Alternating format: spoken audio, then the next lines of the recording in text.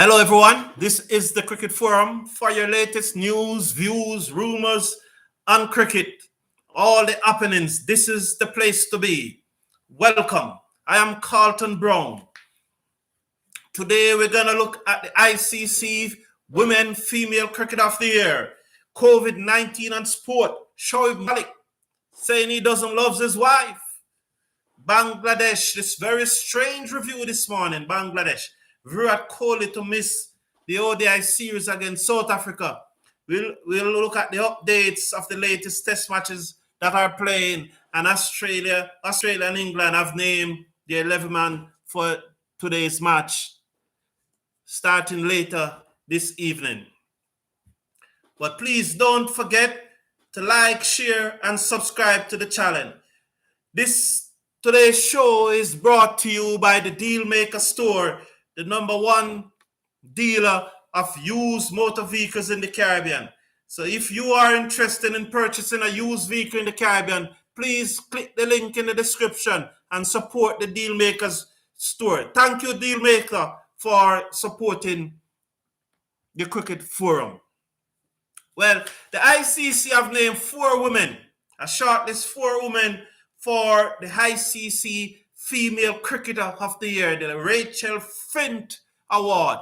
Rachael Flint, who played cricket for over 20 years, this award has been named after her. And those 4 persons listed are the England, Tammy Beaumont. Both of those listed in this ICC award are openers. So Tammy Beaumont, Lizelle, Smriti, Mandhana, and Gaby Lewis. When you look at these 4 names, all of them have great performances over the year. Tammy Lee in particular was brilliant. I think she's the only female cricketer who has scored a century in ODI during 2021. And frankly, her 97 against New Zealand, plus that century, and having at least, I think she made 8 half centuries throughout the year. Frankly, I would give it to the Englishwoman, Tammy Beaumont. So my picks for the ICC Cricketers of the Year: male, Joe Root; female, Tammy Beaumont. So England finally have something to celebrate about. They are taking the double.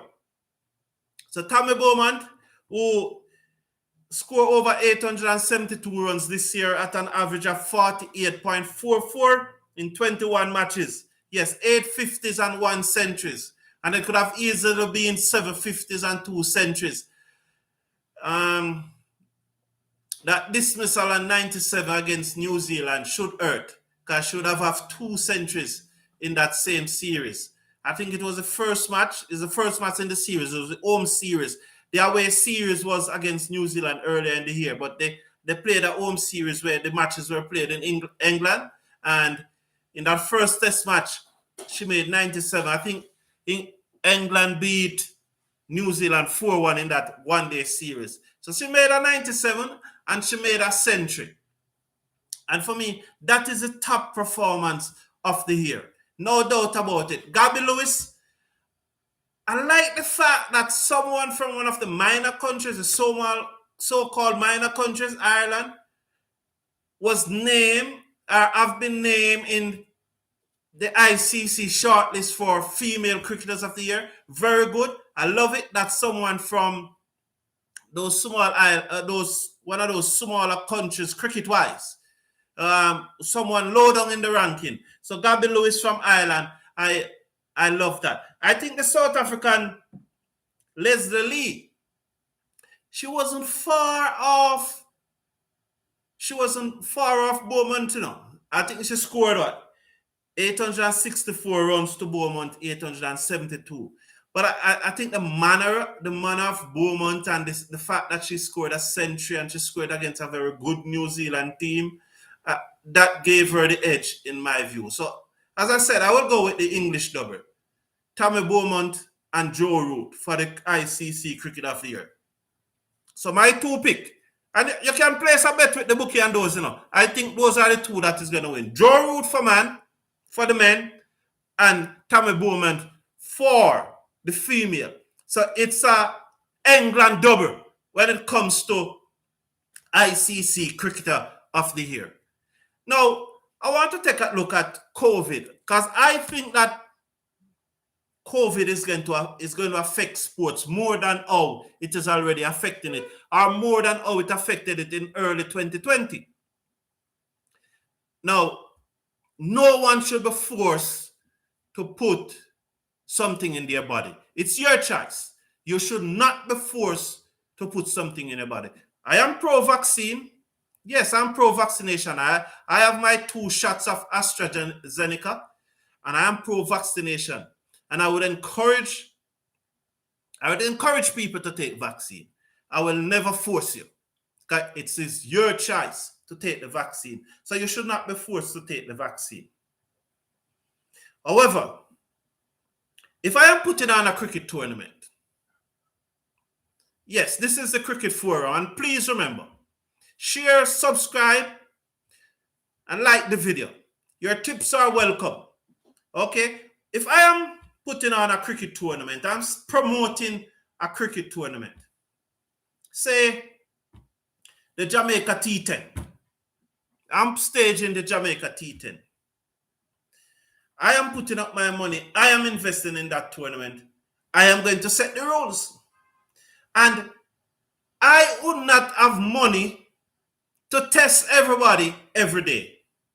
So what I would do is that for you to participate in the tournament that I am promoting, I am investing in, I will pay you to play in the tournament, but for you to participate in the tournament that I am promoting, you have to be vaccinated. So this is my view on it. I think promoters of cricket match and in sport in general, I think they should stop testing. Stop testing. They should require vaccination and stop testing. Yes, you can still get the virus if you are vaccinated. But if I know that everyone in the tournament is vaccinated and you have the virus, I don't know if you have the virus, but if you show sign, if you show symptoms, then you will be tested, and then if you are positive, you will ask to isolate.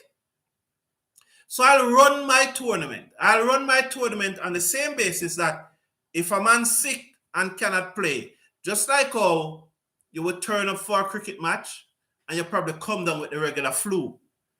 You have a stomach bug and you can't play, so you just can't play. So you need treatment. It's the same way I'll run my tournament. You have to be tested to participate. You have not tested. You won't be tested in my tournament, but you have to be vaccinated. I don't have any money. It is too expensive to testing day after day after day. So I will invite you to participate in my tournament on the ground that you'll be paid, but you must also be vaccinated. Now, if you refuse to be vaccinated, you do not have to play in my tournament. It's as simple as that. You don't have to play in my tournament. You refuse to vaccinate it, you don't have to play in my tournament. I'm not forcing you to be vaccinated. You cannot force me to let you play in my tournament. What about testing? Testing is too expensive and inconvenient.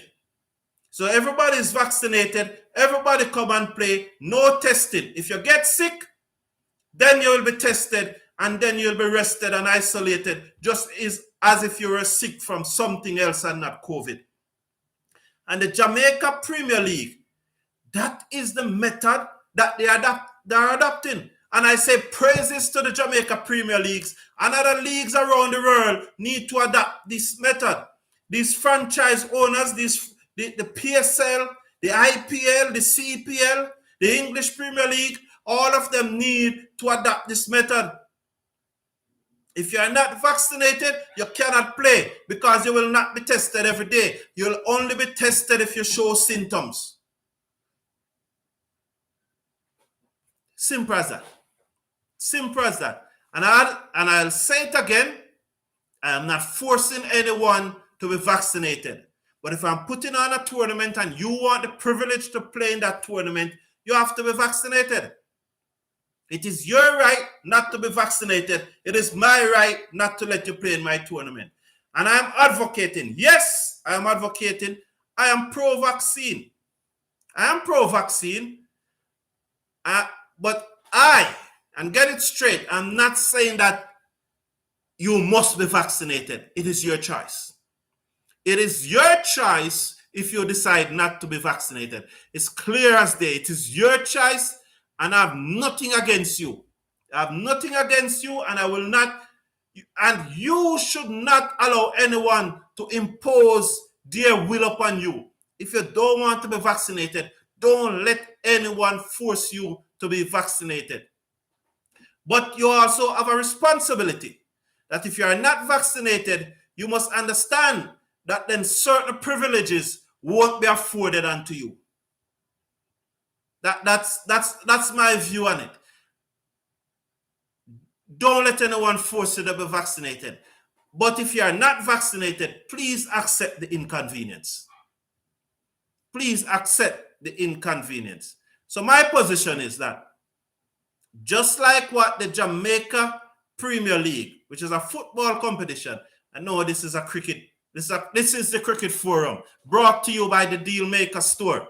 So if you want motor vehicles in the Caribbean, pre-owned motor vehicles, please contact the Dealmaker store. Just click on the link in the description and buy your pre-owned motor vehicle from the Dealmaker store anywhere in the Caribbean. Thank you, Dealmaker store, for being part of this show. So this is the Cricket Forum. We're all for your latest news and views and rumors and happenings and cricket. This is the place to be. But I'm just saying that the Jamaica Premier League, which is a football tournament, the organizers, what Williams, I don't remember his first name.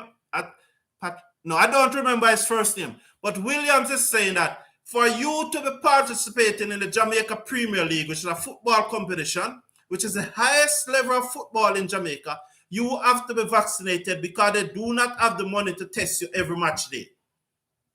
And I understand that position.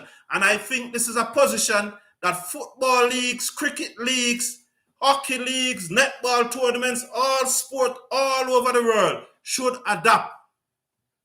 You're not playing if you're not vaccinated because we're not going to be testing every day. You'll only be tested if you show symptoms.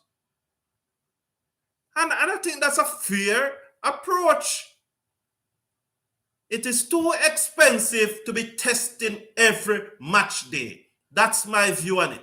It is too expensive to be testing every match day. If I'm the organizer, I will not allow you to play in my tournament that I'm sponsoring, that I'm putting up my money. I will not allow you to play in it unless you are fully vaccinated, because I will not have the money to test you every day, because I will organize that tournament to make a profit. That's the sole purpose why I will organize a tournament. That's the sole purpose why I'll invest. I invest to make money.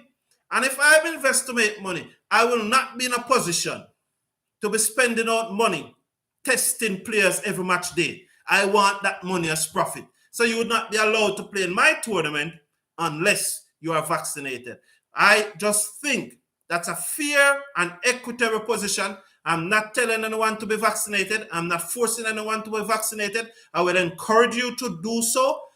I have been vaccinated, but it is your choice. Whether you want to vaccinate or not, it is your choice. I'm not here saying that you should get vaccinated. I'm just saying that this is my view on the matter. If you are not vaccinated, then you must recognize that there are some inconvenience if you are not vaccinated. Now, today I saw a very strange story that Shoaib Malik, the Pakistani all-rounder, the batsman and off spinner. And Shoaib Malik is one of my favorite cricketers. I love Shoaib Malik. I think he should retire now from Test cricket. He should retire from especially Test cricket, even if he doesn't retire from T20. But I think it's time now for him to retire from Test cricket and ODI. Like Mohammad Hafiz, the other Pakistani, I think both of them are in the same age group and they came up together. They played this year for the Guyana Amazon Warriors. Not so impressive. Hafiz was to leave early, I think. But both of them were not so impressive last year, 2021, for the Guyana Amazon Warriors. So both Mohammad Hafiz has announced his retirement from international cricket, but will continue to play T20 franchise around the world, as expected, because that's where the money is. I think Shoaib Malik should follow suit too. I think he should do the same thing as Mohammad Hafiz and retire from international cricket. If he wants to continue to play T20 cricket around the world, fine, for another 2-3 years. But there's a lot of works in those legs. Over 25 years now, Mohammad Hafiz has been playing. Mohammad Hafiz and Shoaib Malik have been playing cricket. But this morning, there was a big headline. Shoaib Malik doesn't love his wife. Shoaib Malik said he doesn't love his wife.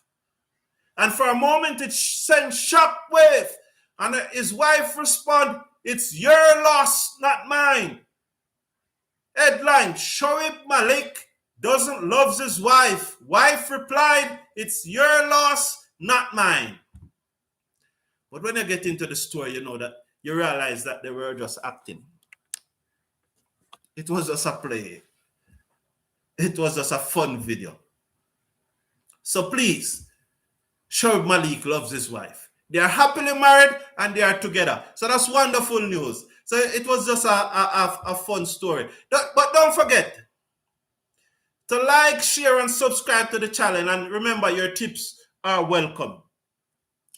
Now, in the match yesterday, Monday, the 4th day of the first test between Bangladesh and New Zealand in New Zealand.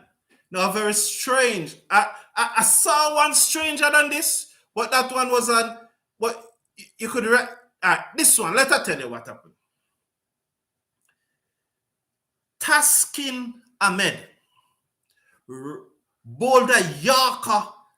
He had a good Yorker. Bam on the crease, bam on the popping crease to Ross Taylor. Ross Taylor dug it out. Ball hit the middle of the bat, and Bangladesh took a review. Yes, Bangladesh took a review. There was so much laughing in the commentator box. There was so much laughing.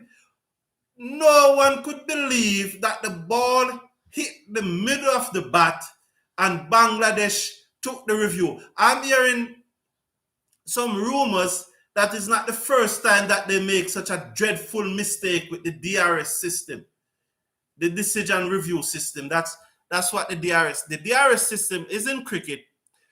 To sort of level out the play field.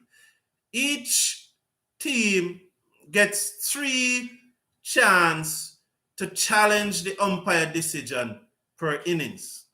3 chances. Okay.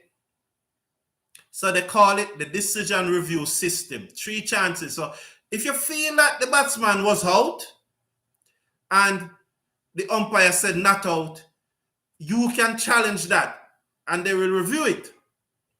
It's the same way for the batting team. If the batsman feel that the umpire gives him out and he's not out, then he can challenge it. Okay? But there are some decisions that are just so straightforward. The ball hit the middle of the bat. Taskin Ahmed York Ross Taylor. The ball hit the middle of the bat. And by the way, Ross Taylor has announced his retirement from international cricket, and that this is the last test series that he will be involved in for New Zealand. So that's 3 persons that have announced their decision to retire from test cricket in less than a week. 3. Ross Taylor from international. Well, it's the retirement is, well, it's qualified. It's staggered. Like Quinton de Kock said that he's retiring from test cricket, but he's still available to play white ball cricket for South Africa. Mohamed Hafiz said that he retires from international cricket completely, but he's still available to play T20 franchise cricket. And Ross Taylor is saying now that he has retired from international cricket. We don't usually see Ross Taylor on the T20 circuit. So I think that he has retired from cricket at the highest level totally. So 3 persons with some segment of retirement announcing some staggered retirement over the last week. So Taskin Ahmed bowled a Yorker to Ross Taylor. Ross Taylor blocked it, dug it out, quite fine. Ball hit the middle of the bat. Bangladesh appeal. Umpire said not out. Bangladesh was not satisfied with the decision and appealed the decision. DRS show clearly that the ball hit the middle of the bat. There is always so much controversy. Cricket is full of controversy over the decisions. Because these decisions, many times, they are just a matter of millimeters. Because even in the ongoing match between South Africa and India, the second test, the second day, there were 2 decisions that are causing a lot of controversy. The first one is that Pant claimed to catch the South African number 4, Van Dusen, yeah, the South African number 4, edge a ball behind. Television replay show that the ball bounced. However, India appeal. The ball edge in the appeal. The umpire upheld the appeal, send Van Dusen, gave him out. Van Dusen could not have appealed because South Africa already used up their 3 DRS. That's why it is very important that you do not waste DRS. It is very important. Sometimes some batsmen selfish. They know the out leg before, they know they edge the ball. And they expect by some miracle, DRS is going to turn over the decision when they know they're out. And in this case now, if South Africa never use up their DRS, 3 of them, which I think 2 of them was real foolish to have used, Van Dusen will have a chance to use the DRS when it really matters. Because television replay is showing that ball bounced before Pan catch it. But because Van Dusen couldn't review the decision, then he was sent packing and sent on his way and asked to continue walking. You know these feelers there. When you're out, there's a walk. Go and watch it. When you're out in a cricket, sometimes it can be a wicked thing, boss. Because you can't go back, And then them have some choice words. Not rude words, but some choice words like continue walking. Go and watch it from the pavilion. Your match finished. So that was one incident. Later in the day, when KL Rahul was the standing Indian skipper for this match, which was the second test match. He's a standing Indian captain. The Johnson, the left arm, the 19-year-old left arm pace bowler. Very good. I'm impressed with Johnson. Tall, lanky, full of attitude, bowls at 140 and above sometimes. He licked Rahul edge. Markram took the catch at second slip, and there's a lot of television replay now. Some people are saying that he's out, some is saying that he's not out, but the umpire sent him on his way, even after reviewing. Now, I have a little suspicion about this review. This match has been played in South Africa. My gut feelings is that the people who are the technical people in the DRS department did not give the umpire all the angles that he asked for. And I think if it was a South African batsman, would have seen more anger, would have seen that picture zoom up. That is my view.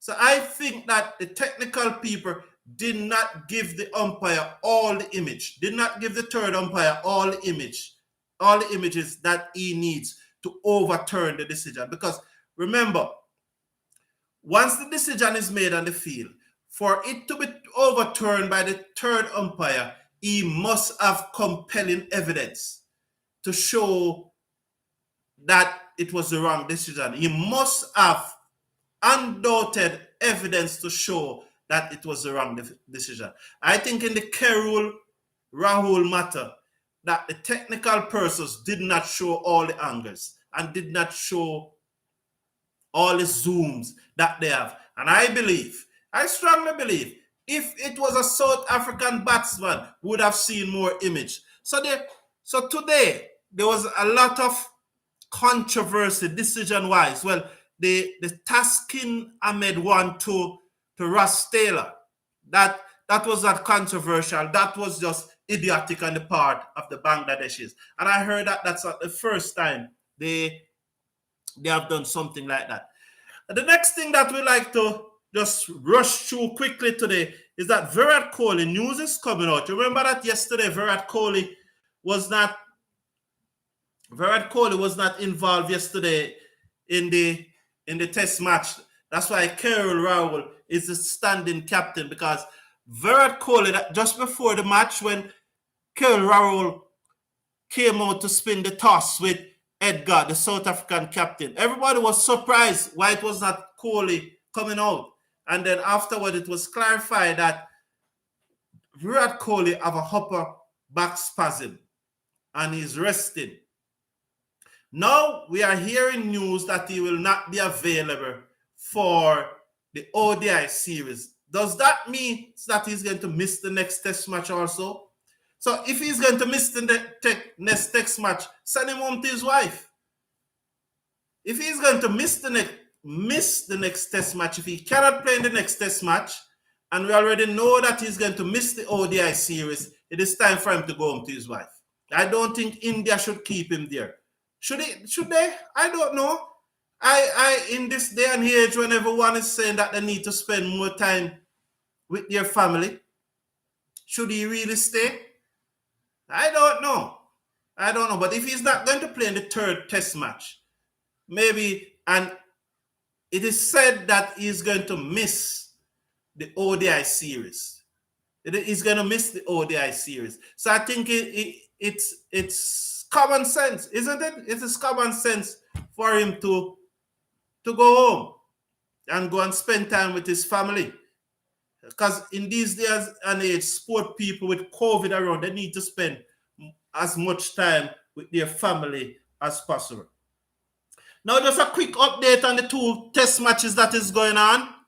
Well, the New Zealand-Bangladesh match is nicely poised, because at the end of day 4, New Zealand were 147 for 5. That's a lead of 17 runs with five second innings wicket remaining. So scoring the match, New Zealand 328 and 147 for 5. Bangladesh 458 all out.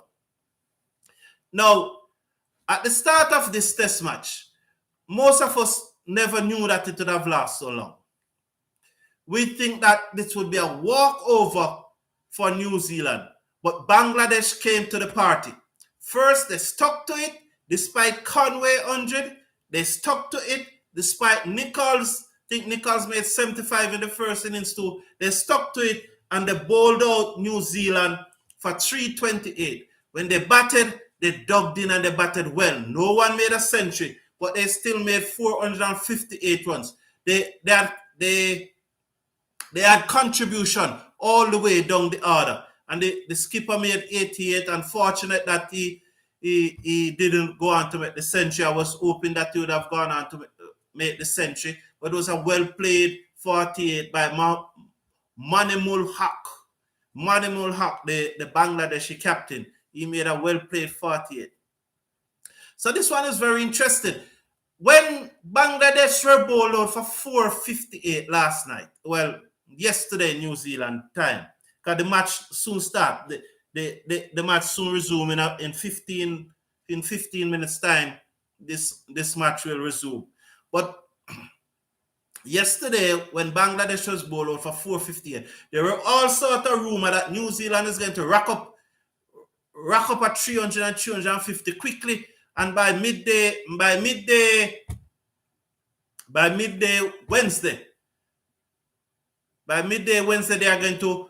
they will put in back Bangladesh because they only need 40-45 over to bowl out Bangladesh in the second innings. Now, New Zealand is 17 runs ahead with only 5 second innings wickets remaining in hand. I hope that Bangladesh blow them away for another 30-40 runs and have to chase less than 50 or 60, or certainly not more than 100. My money is on Bangladesh to win this match. I want Bangladesh to win the match. New Zealand is the world test champion, but I want Bangladesh. I'm bringing Bangladesh to win this match. And the second match in South Africa, nicely poised. Jensen looked like a fine all-rounder. Tall, lanky, ball at 140, solid techniques at the bat. He looks like a fine all-rounder. But please remember to like, subscribe, and share the channel.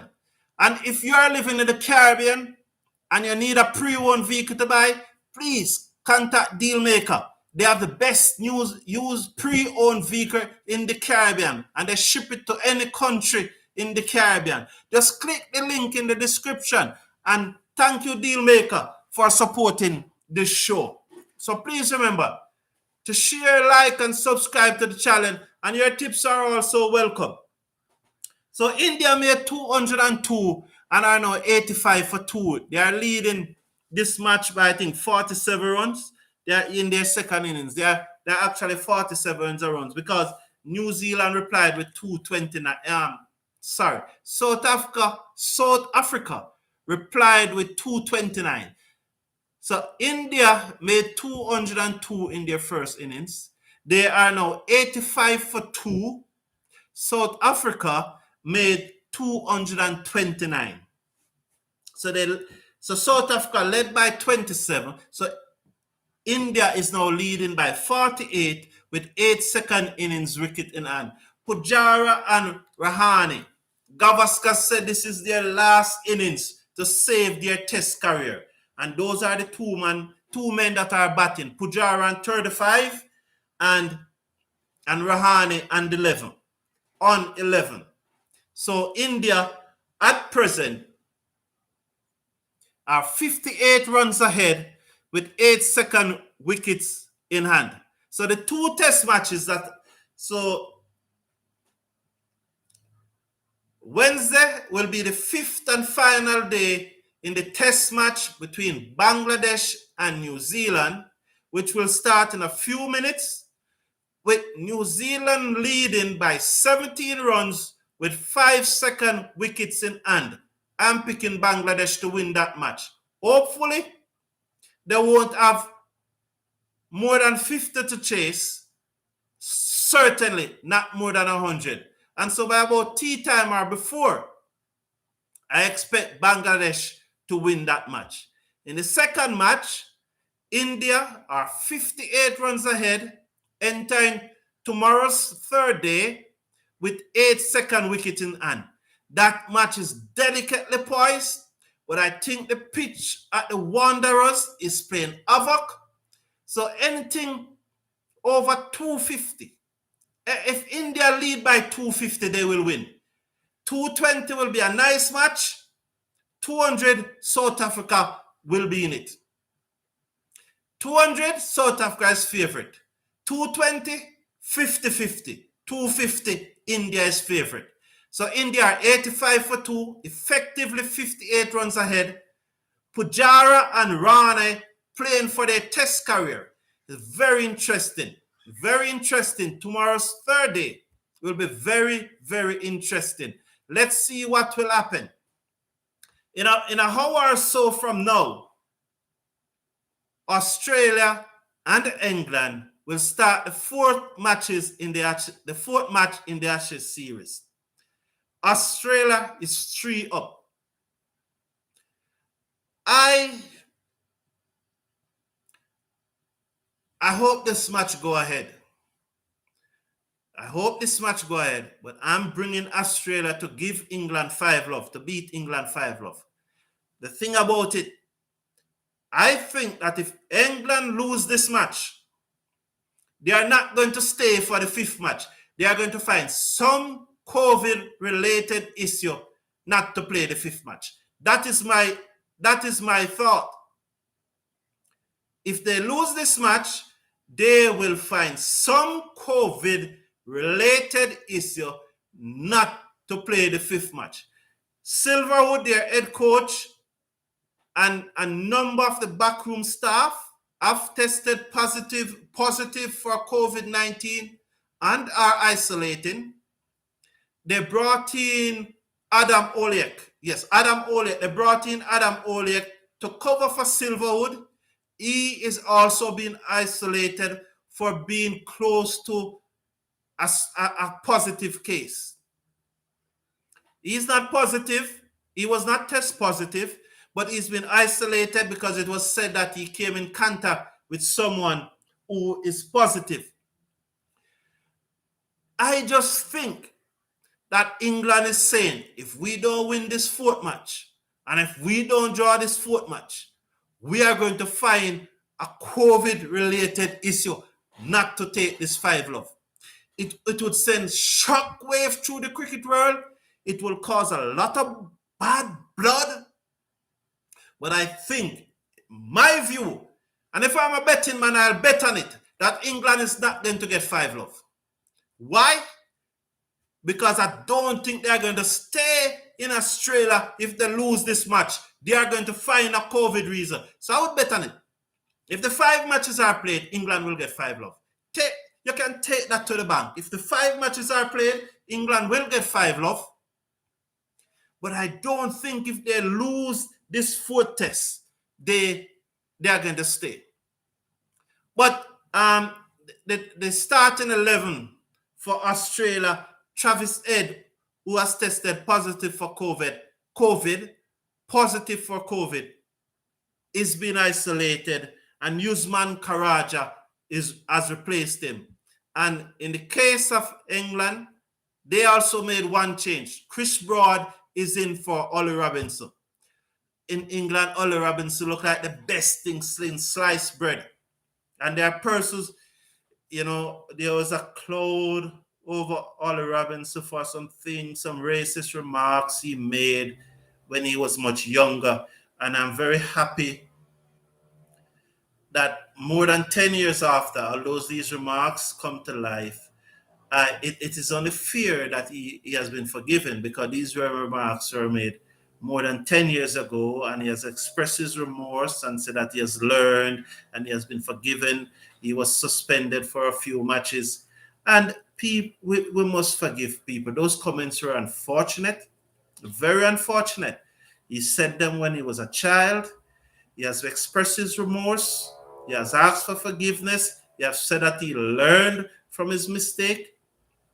So we as human, we must extend the hand of forgiveness. So Ollie Robinson was forgiven. In England, he looks a very dangerous bowler. In Australia, he looks very ordinary. And I think it was right for him to be dropped. I think it was the right thing for him to be dropped. So they have replaced Ollie Robinson with Chris Broad for the final test. The batting remained the same. It's going to be very, very interesting. Yes, Ahmed and Crawley will open. Malan at 3, Root at 4, Stoke at 5, Bairstow at 6, Butler the wicket keeper, then Woods, Broad, Anderson, Leach. That tail looks a little long. That tail's Wood, Broad, Anderson, Leach. That tail looks a little long. And so it will be very interesting. I think England is going to win by 4 goals to nil. Thank everyone for watching. Thanks for your comment. And please remember to share, like, and subscribe to the channel. And your tips are welcome. Until tomorrow, may God bless you. And may we have some lovely cricket action with 3 test matches to look forward to in the next 12 hours. I look forward to speaking with you tomorrow. Please remember, share, like, and subscribe the channel. Thank you everyone for watching. Until then, goodbye.